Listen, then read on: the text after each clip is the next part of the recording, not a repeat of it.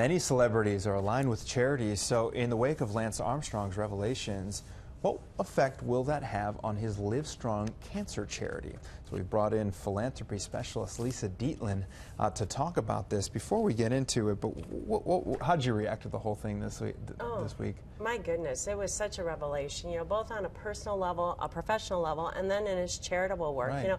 As a human being, I feel really sorry for him. The agony he must go through waking up this morning and realizing that everybody knows the truth, which he hid for so long, and it was so important to him to be portrayed a certain way. But I think Americans are really forgiving, and we want to lift up the person who's been beaten down. And I think we'll see Lance Armstrong do some amazing things in the future. Probably not in the near future, no. but I agree.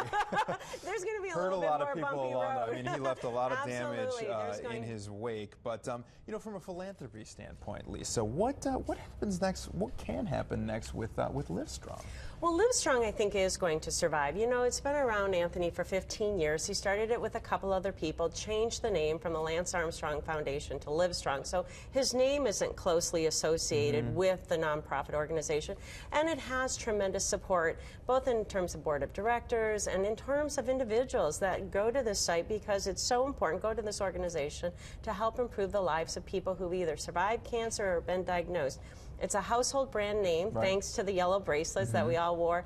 So I think people will be cautious. I think as long as it moves forward and doesn't look back and tie itself to Lance and what he's going through, I think it can survive.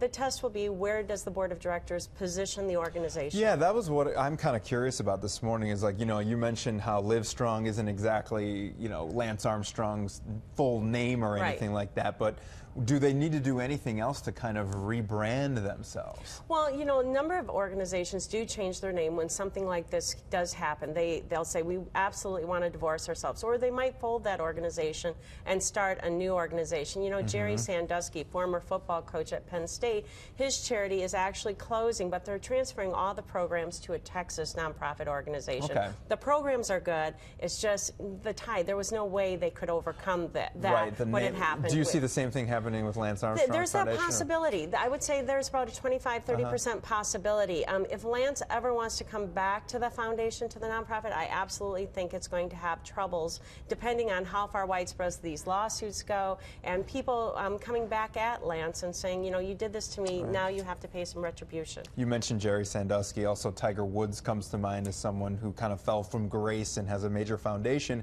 For folks who are concerned about donating money, they still want to donate. With all these scandals in mind, what tips do you have for people? Well, the first thing I say is do your research. Look online. There are so many organizations that actually vet nonprofits for us. There's the Better Business Bureau, Wise Giving Alliance. They look at national organizations. So they'd have information on Livestrong. They'd have information on Tiger Woods Foundation.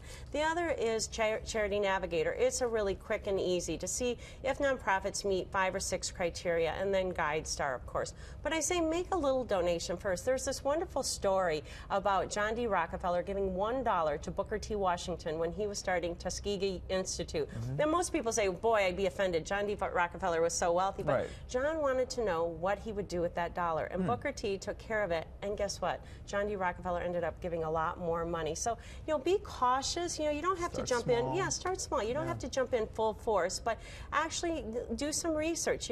Don't just take it on the word that a celebrity's involved, that means it's a good organization. We have many celebrities that have challenging lives because they're in the spotlight all the time, and we see their lives become train wrecks in some ways. And, just because they do something doesn't mean we have to do that. So do a little bit of research on your own and find out what's important to you first, and then if there's a nonprofit that aligns with it. Okay, Lisa Dietlin, very informative. Always great to see you on the show. Happy to be here. Thank you for coming in. We appreciate it.